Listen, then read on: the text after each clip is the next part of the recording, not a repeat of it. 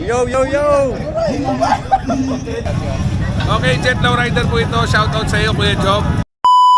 What's up sa inyo mga boss? Ito na ang unang araw na kukuha tayo ng mga kit na gagamitin sa Bohol Loop 2024. At dito nga ay pinila na natin yung motor natin dahil i-check pa yung motor natin bago tayo mabigyan ng mga kit. At dito nga ay nadaanan natin si Sir Naj Abdul na pinagkakaguluhan, hinihingian ng sticker at pinipicturan. Mamaya magpapapicture tayo sa kanya.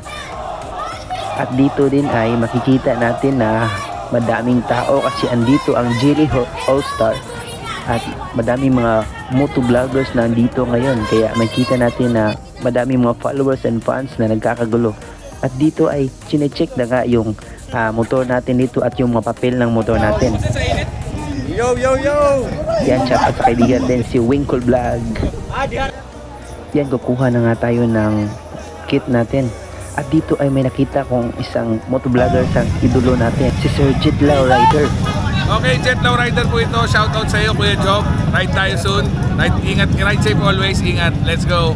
Yun no, maraming salamat sa pag-shoutout Sir Jet Low Rider. Very approachable and humble person. At dito nga ay nakita din natin si Sir Naj Abdul. Humingi tayo ng sticker at nagpa-picture din tayo sa kanya. Nasa comment section yung mga picture natin ng mga motovloggers na nakapag-picture tayo. Yan, madaming motor dito. Mamaya ay papakita ko sa inyo yung mga starting kit na nakuha natin at gagamitin natin kinabukasan. At dito ay nakita natin si Miss Lara pinagkakaguluhan ng mga BB boys, nagpapapicture kaninong boyfriend yon.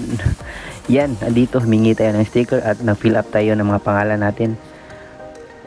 At yan, madami na mga big bikes dito. Yung iba participants pa ng Boss Ironman at nakapag Philippine Loop na din yung iba dyan.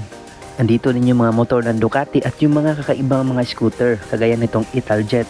At ito na nga yung mga nakuha nating starting kit mga boss. Ito yung cap ng Loop PH. Ito naman yung long sleeve na gagamitin natin kinabukasan. Yan. Ito din yung balaklava. Tapos yan yung namang number ng sticker natin. Tapos ito naman yung vest na gagamitin natin. Yan yung harap niya mga boss. Yan. Then yung mga sponsor.